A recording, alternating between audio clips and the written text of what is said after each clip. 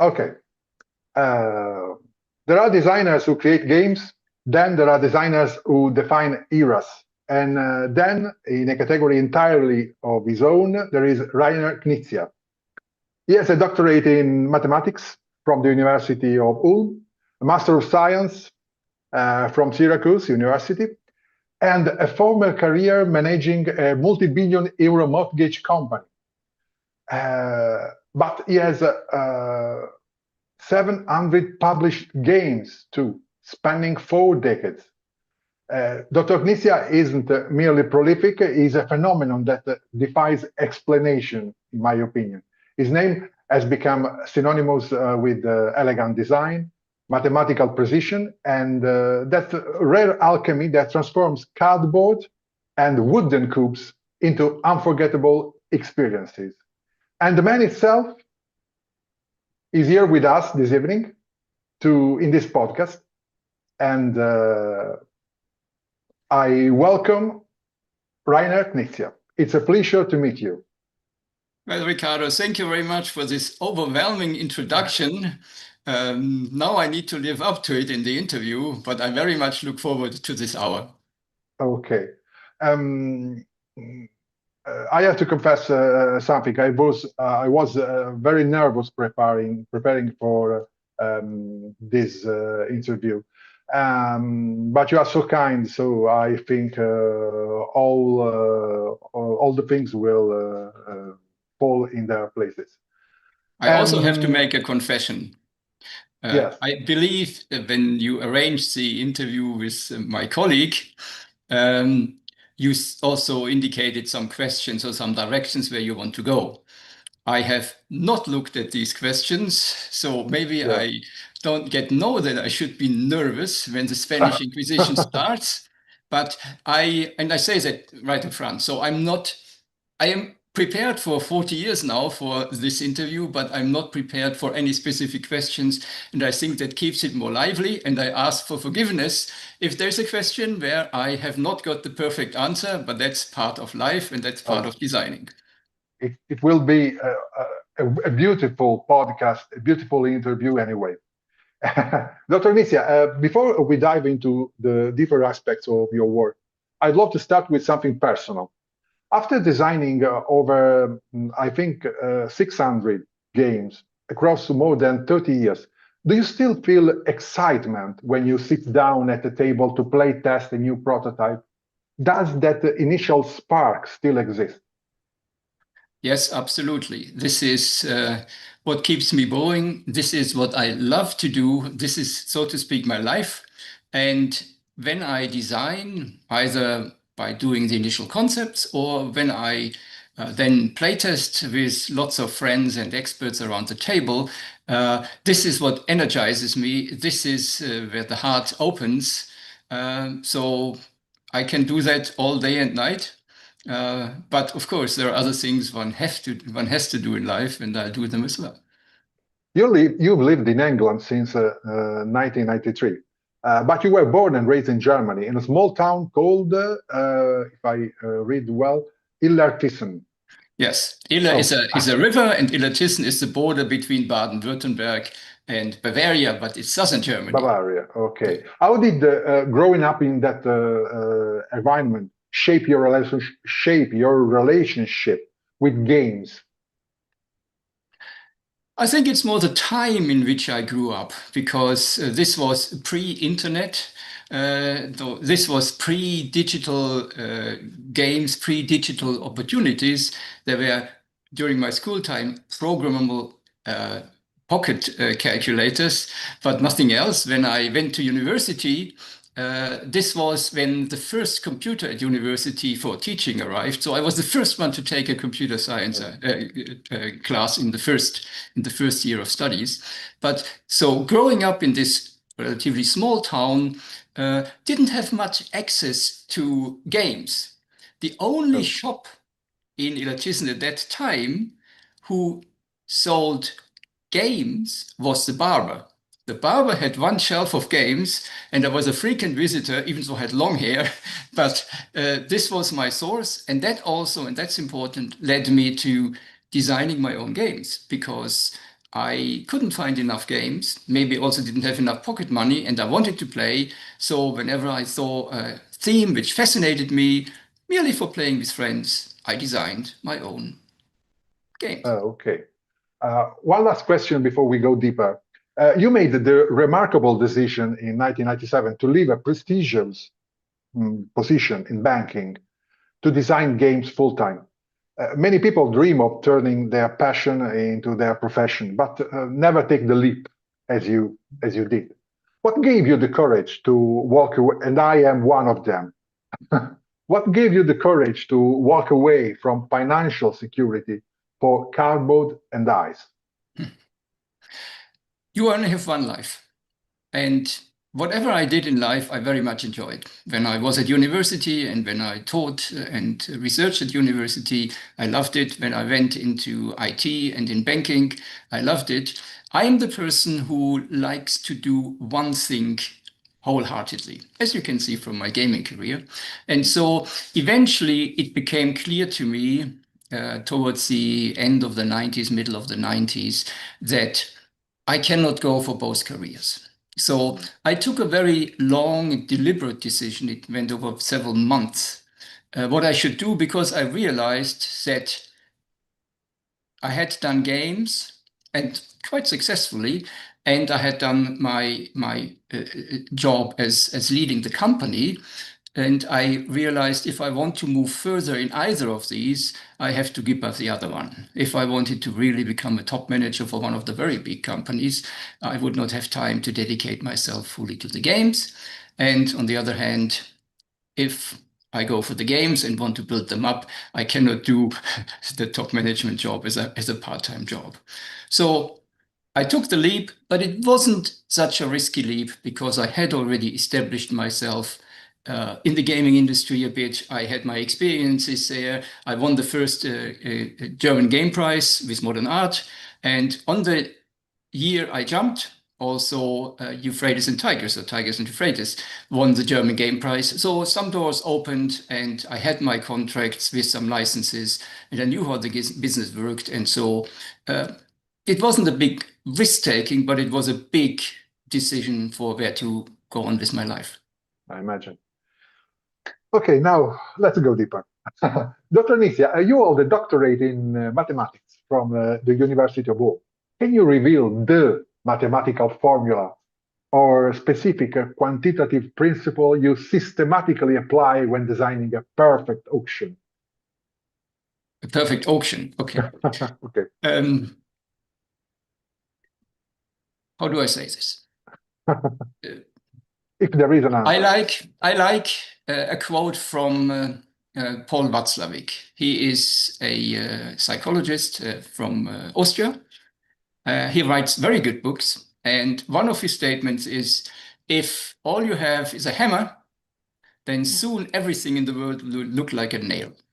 Okay. So I'm trying to avoid saying all I have is mathematics, and therefore everything in life can be solved mathematically. In other words, I think your upbringing, your education, your environment shapes you and shapes your pattern, how you see the world, and how you recognize things, challenges, and how you deal with them. And that goes more subconscious than in an aware manner. And so if you're a psychologist, you deal with things different than a scientist or a mathematician, or if you're a storyteller.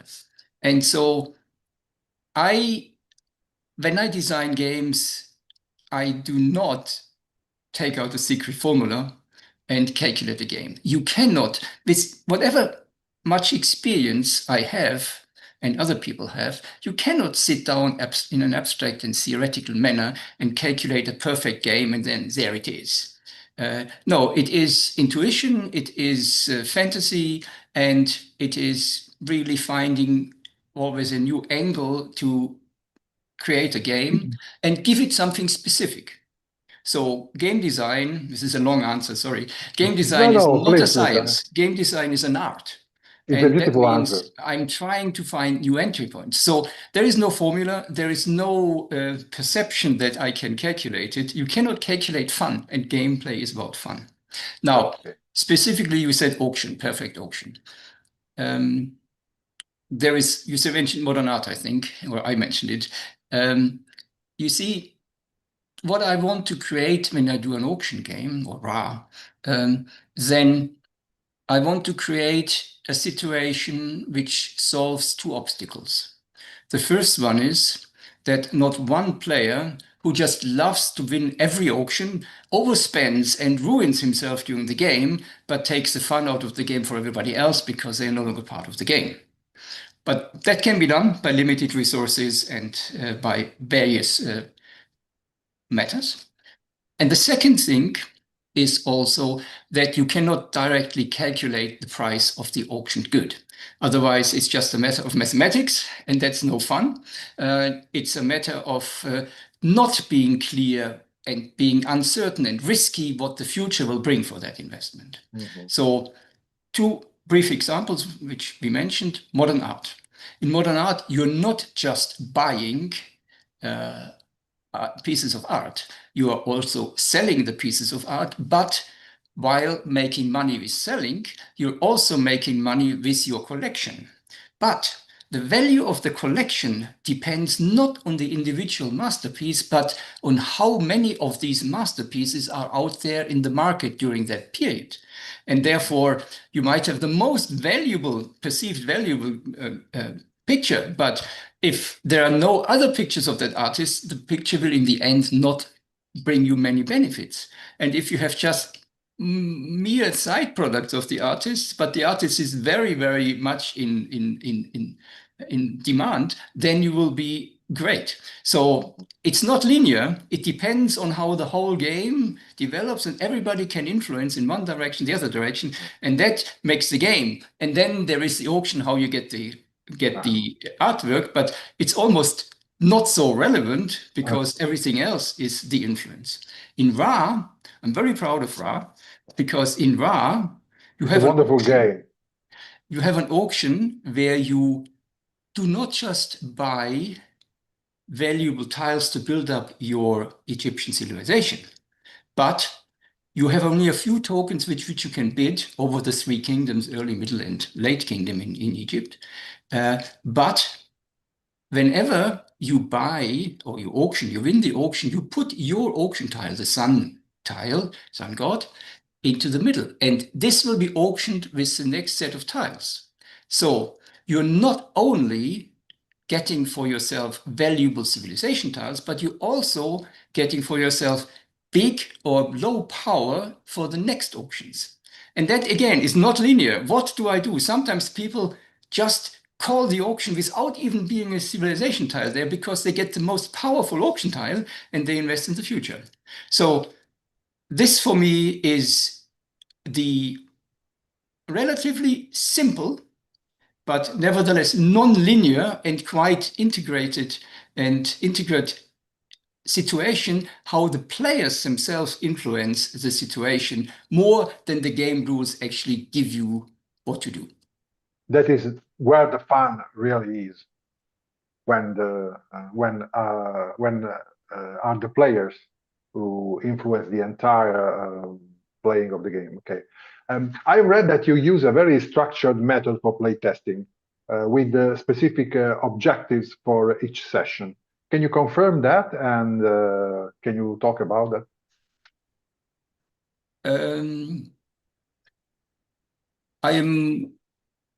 Yes, I have my methodology, but it's not, there's nothing very specific about it. Oh. Essentially, I have a two-step process. The first step happens in my head. So I'm trying to find a nice, interesting entry point. And many of these initial ideas fall on the wayside relatively quickly. But if I find something I believe in, I develop it further. And the process essentially happens me closing my eyes and me starting to play certain aspects of the game. And so I watch myself when I'm taking my turn. Do I have enough choices? Is there always too much to do and so little turns? Or what do I expect? What do I want to feel? And also when the next player takes their turn, do I just sit there and get bored? Or what am I doing then? So it's really the emotion and the feeling I want to build up. And those ideas I really follow through, they always work perfectly in my head. And then comes the second step, the moment of truth. Then I create the first prototype, and then we sit around the table and play. And I'm always prepared that there can be nothing else but disappointment, because I expect the much and reality is different.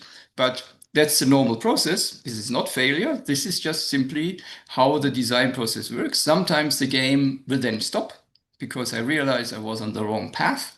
I had wrong perceptions. But very often we then continue, and it's a long process of fine-tuning, changing. In the beginning, a lot of things happen very quickly where radical changes happen. And once it converges, to use a mathematical word, once it converges toward the final product, then it's fine-tuning and playing to really to a perfect final result. Okay.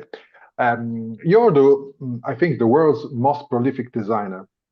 Over at least over 600 board games. 800 in the meantime? 800. Oh, okay. Okay. So I was not so updated. I did some behind your back. Okay, of course. Can you tell us which of them are the most beloved ones, and which of them are the less beloved, the less non the most hated, but the less beloved? Yes, okay. Yeah.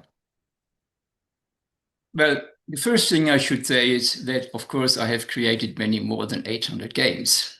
But those which I'm not convinced of and those which I don't believe in have never made it to the final stages. So, and you cannot even count how many it is. I mean, if you spend a quarter of an hour on an idea and follow it through and then give it up, has that been the creation of something which didn't work, or was it just dreaming? So when is it a game and when did it just not get published?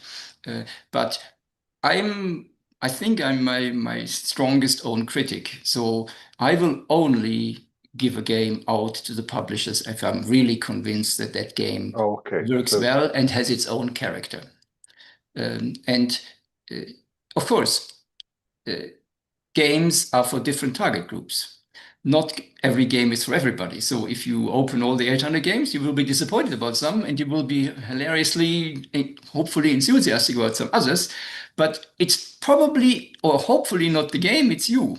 And there's no fault in it. It's just, what do you like and what do you prefer? And so I'm very careful not to be thrown into one box and say, okay, that's the type of game Reiner Knizia does, because that restricts you very much. So I want to open this box and always go into new directions. So with this respect, I love all my children and they all had their time. Of course, some have been much more successful than others. But again, is that the fault or the real thing of the game? Or is it just a lucky, you need luck, you know, you need, how do trends happen? You need luck, you need the right initial kickstart, not crowdfunding, but you need something where the first 3 or 4 reviewers are very enthusiastic, you get the full marks, and people look at it and it takes off. And if the first person doesn't like it and says, oh, didn't like it, then it drifts in another direction. So there are many aspects about successes and not successes. And there's one final point. We talked about some of my classics from the 90s. And I was lucky enough to create some of the classics. And some other games I created in the 90s had their time then, but if I look at them today, I say they're no longer up to what people expect today. The times have changed. People want much more dynamic games. You know, nobody would ever be able to sell a chess game or a game of Go today because it develops slower. It doesn't show today's time, and games are a mirror of our time. But of course, these games are so widely recognized and distributed that they will never disappear. But they are not the modern types of games, yes? And so some of my games are no longer the modern types of games, and therefore I said, they did their job, thank you, and I'll just leave them there.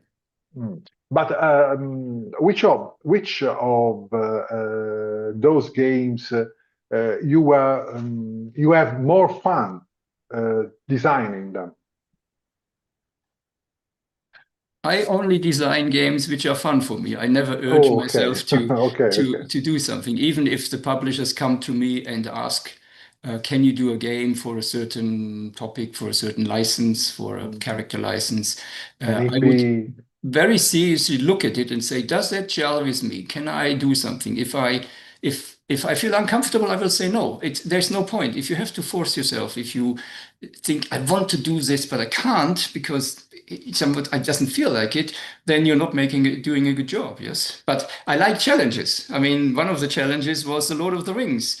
I looked at the book. I said, I have no other chance. It has to be cooperative because people who read the book, the fans of Tolkien, they expect to see this viewpoint, and the viewpoint is the fellowship, and the fellowship works together. And Frodo cannot take a knife and get the ring of Sam, if you know the story. So I was forced, and I was luckily forced to go the right way and make a cooperative game. And I like the challenges because they force me off my comfort zone, and that's important to stay relevant. okay. Um, is there a contemporary game designer who worries you? Someone where you think this person is doing something I can't do or I don't know how to do? There are many game designers, many excellent game designers in the world, and there are many designers who can do things which I cannot do. That's very natural. I am not very good in storytelling games. Okay. I have completely failed with only one try of doing a collectible card game, and all these crime and escape games do not gel with me. They are vague. And that's where probably my mathematical scientific backgrounds come in. So you have kind of strange hints, but you cannot prove it. You cannot really say that's the solution. So in the end, the card or whatever you have tells you this is the solution. But if I look at it, say this could be the solution, that could be the solution. So it's completely vague. And that's a type where I don't feel comfortable. That's my Okay. mathematics, I think.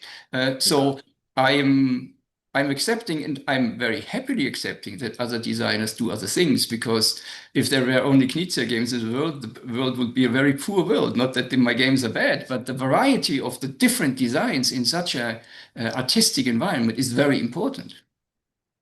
Okay. Can you tell us, for example, the story of how Ra was born? Ra is one of my. I have two categories of Reiner Knizia favorite games. Mhm. Ra is my personal favorite game, but the Search for El Dorado is our preferred family game, which we play all together. Can you tell us the story of how Ra was born?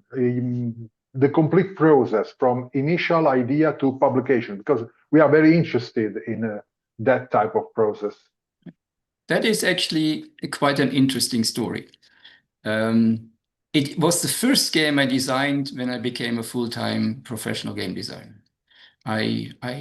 That happened in November when I gave it as my birthday present almost. I failed by a week, but it almost missed. I did it in November, and so I remember over the Christmas period and far into the new year, I was had a lot of course, at that time I had a lot of time. The business wasn't fully developed, so I had lots of time to design games, and Ra was in the foreground. Initially, with Ra, I had the idea that I would make a. It's very funny because if I think of it, I'm currently on a design retreat focusing on some new games. And I've picked up this idea again, and hopefully this time it will be straightforward working in this direction. Excuse me. So, what I tried to do is I said, I will have a little card game. And on the side, we have a big board. It is kind of a civilization. Egypt, we have pyramids, we have temples, we have the Nile, we have aggregation, we have farming, all the things which a civilization has. And then we play this little card game just for 5 minutes, and I'm trying to win a few cards in that system. And the cards I then have after the card game, I can use to make moves on the board. So I urgently need 2 temple cards because I want to complete this temple district before the other one can get in there or complete another district. So the urgency of what happens on the board. That was the idea. We played it. It lasted for hours. Even though the playtester said, oh yeah, that could work, I thought it is far too long and I need to do something about it. So after a few playtests, I decided there's too much to it and it doesn't work out with this excitement. So the arc of dynamics is not growing as I wanted it. So I said, I need to cut it. What's the real innovative part of it?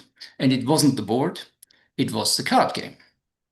So I gave up the board and said, we are merely doing the card game. You see, I'm approaching RAR a bit better now. So then, of course, we didn't play on the board. We put the cards in front of us. The cards then were too big for the area we could lay it out. So out of the cards, we made smaller tiles.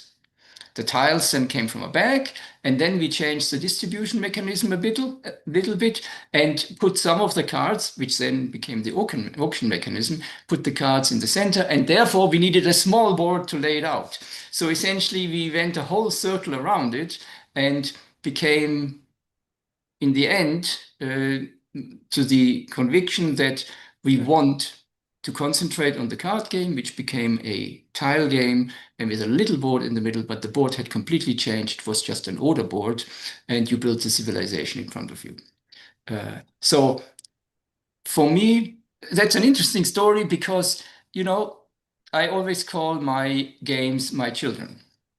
And I cannot talk about parenthood because I don't have any real children, as far as I know. And that means, but my experience is that you cannot force a child to become something.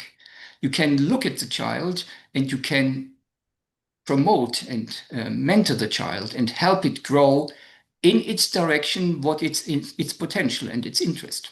And I think the same happens for a game.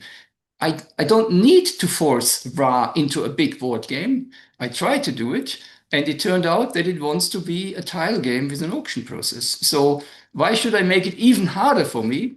So I let it grow wherever it is. And I just want to have a very successful, brilliant child. If it is an architect or an Egyptian pharaoh, I don't mind.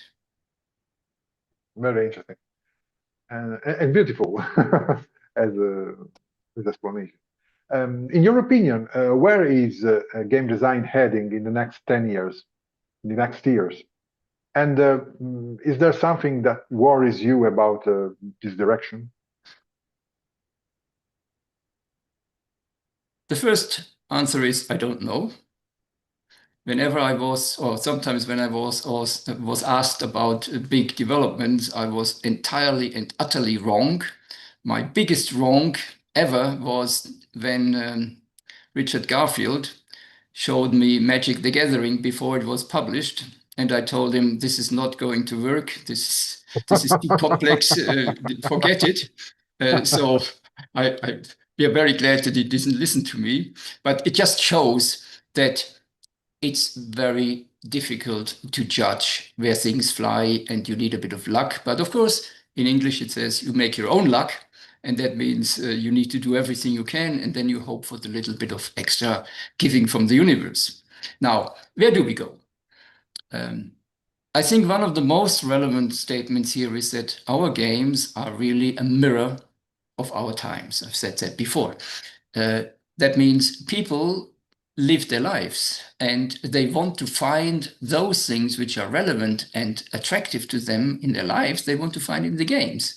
And so they look for different themes, they look for different mechanisms, and they look for in the 90s. The world has changed entirely. I mean, today we have a digital world, we have much more access to media and everything, so people are much more knowledgeable about what's going on, and therefore you need to kind of meet that with the games. On the other hand, people are so overwhelmed with lots of information, so the attention span usually goes down very much. You need quick access to the game, and people don't want to hang around and have long downtime. So there are some elements you can actually derive from just the development of the time. Now, trends are very often set, in my eyes, randomly. That means one of the games suddenly becomes successful, some type of games, well deserved. Sometimes they do, sometimes they don't. And then everybody else jumps on the bandwagon. It becomes a self-fulfilling prophecy. It was a little bit with the cooperative games. I'm so unhumble to say I think I created that trend and created the first serious cooperative board game, and then there were more and more and more. You see which ones are here, the new trend. The other one I think was abstract games. There was a general idea in the market quite a while ago that the publisher said abstract games do not sell. And then came two games, Blockus and Ingenious. And they took off, were very successful, and suddenly they broke this perception and this self-fulfilling prophecy. And now people realize that, oh, if I take a character license, the movie may be out of favor in 2 years, 3 years, then the game is no longer good. But if I have an abstract one, it doesn't bear off. So It lasts forever. So with this respect, there is the mirror of life. There is the lucky or beating self-defeating beliefs. On the other hand, I think we cannot underestimate the influence of artificial intelligence. This is hitting a number of, well, this is hitting everybody, but it hits a number of professions very sincerely. So all the writing, translating, story building profession is sincerely affected. And also the picture graphics layouts is sincerely affected. I've tested AI so far for game designs, and it is a complete idiot, which kind of made me happy, but I think it's just a matter of time. So the world will change radically once again, and whoever knows where will come out. So I have said a lot, but not very much. Okay. If you could go back and give one piece of advice to the young Reiner Knizia of 1985, when you published your first game, what would you tell him? And obviously, what would you tell to a game designer nowadays at his beginning? A very interesting, unusual question. I think I've never been asked that question before. That's interesting.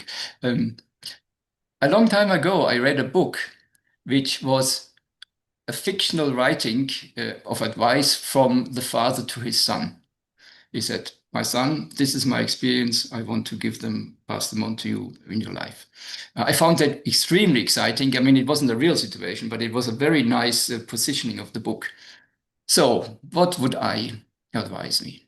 You know, the point is, I'm extremely happy with my life and what I did. As I mentioned, I'm very grateful that I always had the opportunity to do what I love to do.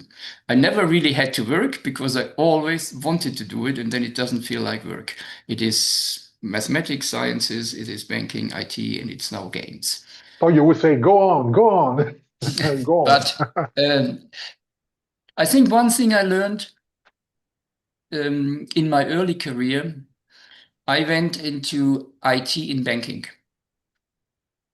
I think that was not, even though that was successful, I enjoyed it, I moved on, learned a lot, all fine. But I've learned that if you want to really further your career, you need to go into the core business of a company. IT is not the core business of banking. If you want to do IT, go to, when it was IBM at that time, or go to wherever the big IT companies are, or the AI companies are. You will never, if you're a lawyer, don't go to a company, become the company lawyer. go to a law firm and do law there because that's where it is accepted, and don't be the exotic person who helps but is not really recognized by the business because you are an alien. I think that's something which I could have changed. I'm not regretting it, but maybe things would have turned out very differently if I would have gone into the core business.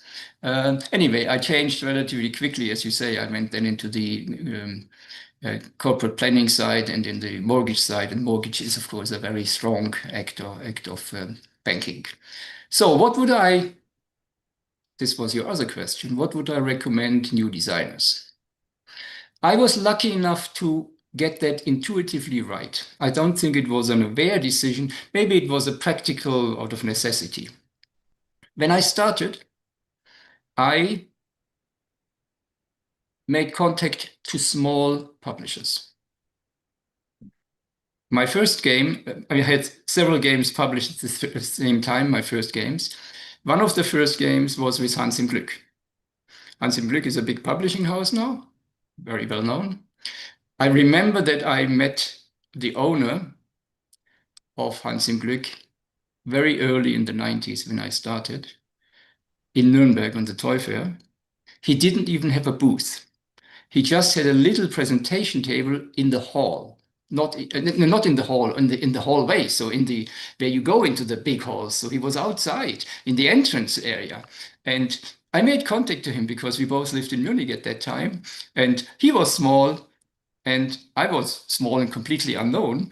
We befriended each other, and so a game came out of it. What I want to say is, if you, as a novice, approach a big company, you're lost.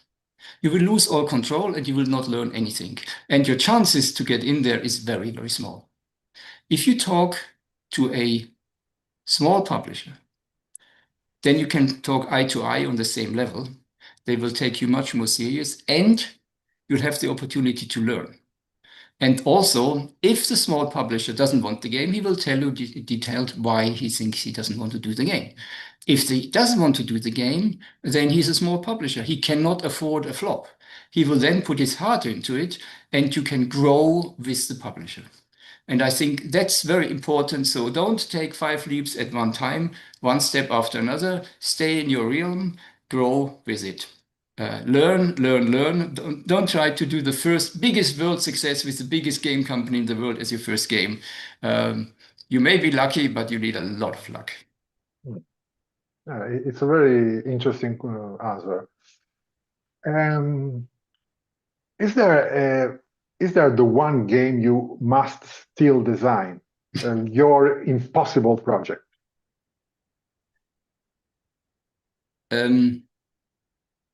Of course, the first ambition is always, I want to do a new groundbreaking game, something which is, so to speak, a monopoly or I'm not placing more names, but something which everybody knows and which is, so to speak, known and really changes and influences the world of gaming. I was lucky enough so that worked with the cooperative game, as mentioned, with the abstract game a bit. But I also accept that that's a very difficult asking. And so sometimes I've taken the second best and said, okay, there are very interesting trends or interesting aspects and mechanisms or genres, I should say. For example, the deck building. You mentioned El Dorado, the quest for El Dorado. I remembered when I played, deck building is an ingenious design, invention.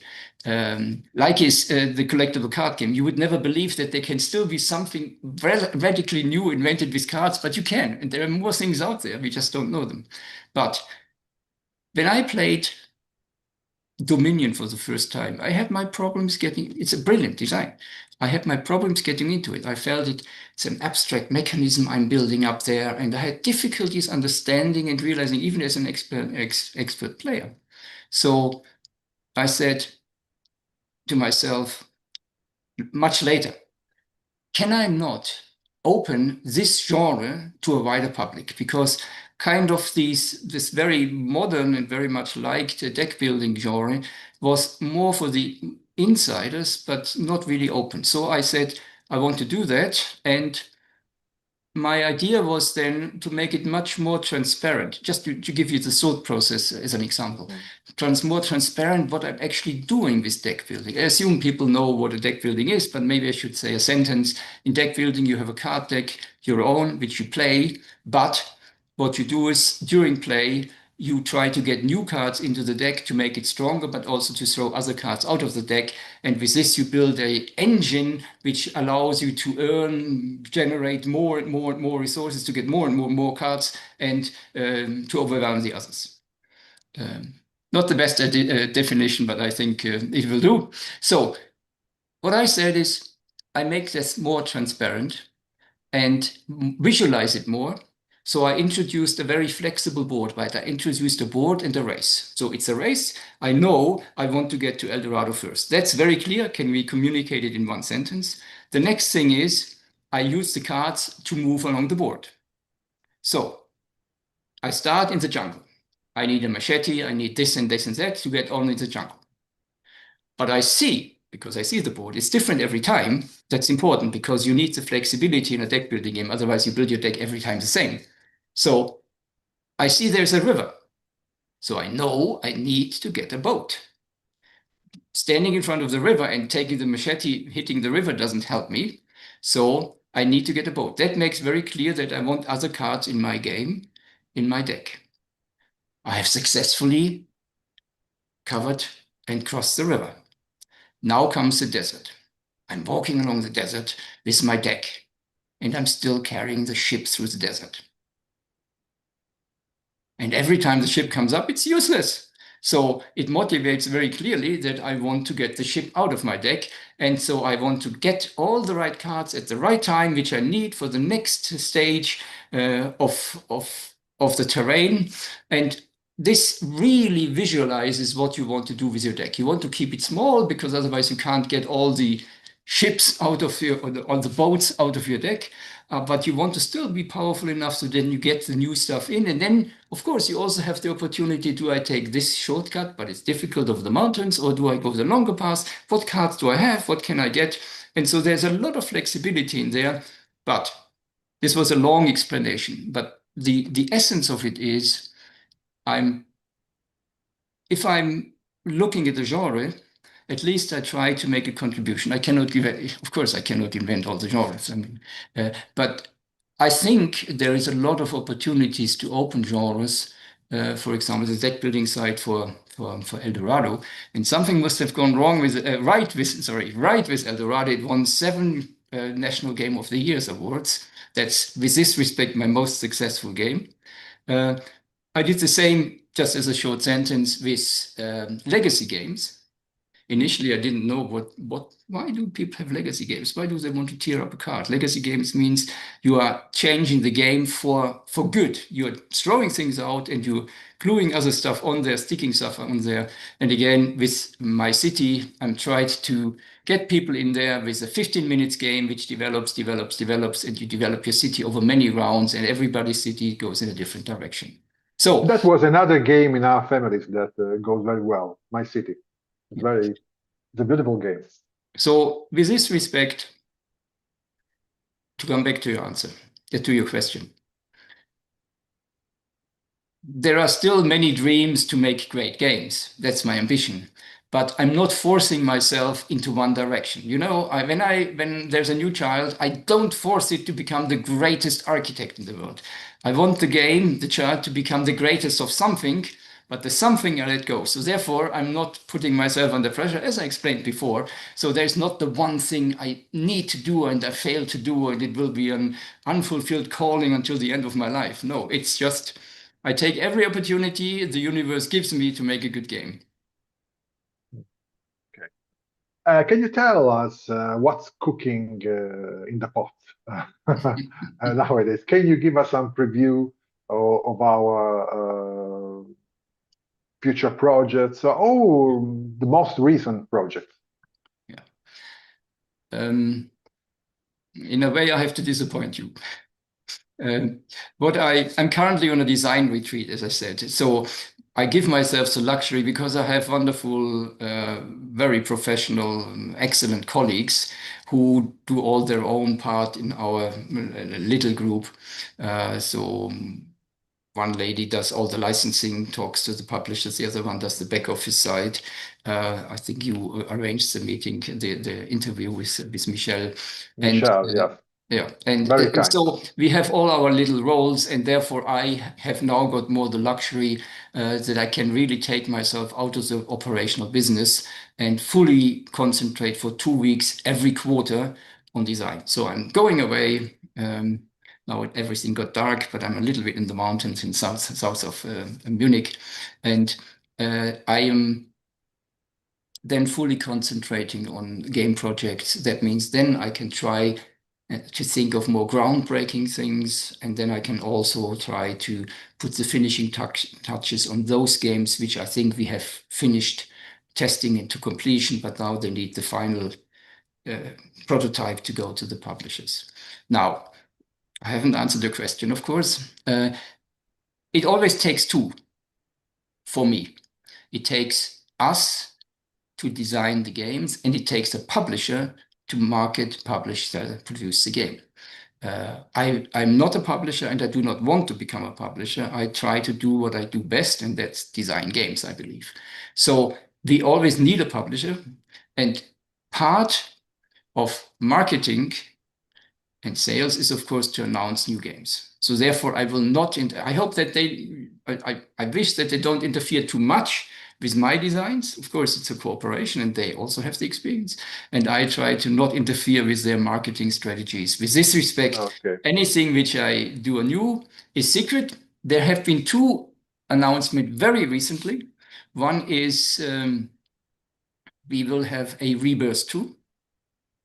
I think that was only hinted in the last Kickstarter of Mighty Boards. We had, I think, Rebirth 1 was very successful. So now we have a second 2-board, so back and front board game, plays in different regions and has a touch of Rebirth, but also brings quite new elements in there. The other thing we have just announced, and that's a game which is, even so I don't have any favorite children, but this is one which is very close to my heart. It's Tigers and Euphrates, or Euphrates and Tigers, however you say it. And that was, as it has been off from the market a bit, this is one of the classics from the 90s, 1997 published. This will be republished by 25th Century, and we have just released the cover. I think that was in an interview with Board Game Geek just a few weeks ago, and it will come out next year. And I'm very much looking forward to that because I know that 25th Century does a wonderful job with components, with the graphics, and they also very much understand how to market and how to position that game worldwide. And as I say, it always takes 2. So for me, it's very important to work with professional publishers because I cannot keep myself saying it. Our industry is a world of chaotic people. They all love the games, but many other aspects of business are sometimes forgotten. So for me, it's important to have publishers I can rely on and to do a good job because I pass my child on to them. And so I want the child to be looked after well. Perfect. That's the perfect answer I was expecting. Dr. Knizia, the podcast is finished. I wanted to say something personally to you. I want to thank you personally, not for the podcast, but not just for this interview, but for the hours of joy that your games have brought to me, to my families, and to all the people I know. And the countless evening with friends we've passed with your board games. So I hope you will come and visit us again in the future. Thank you so much. Well, good thank you very much for your kind words, and thank you for your interest. And I think you have you found your calling with doing these podcasts. So I wish you all the best of luck, and thank you for letting me being part of it.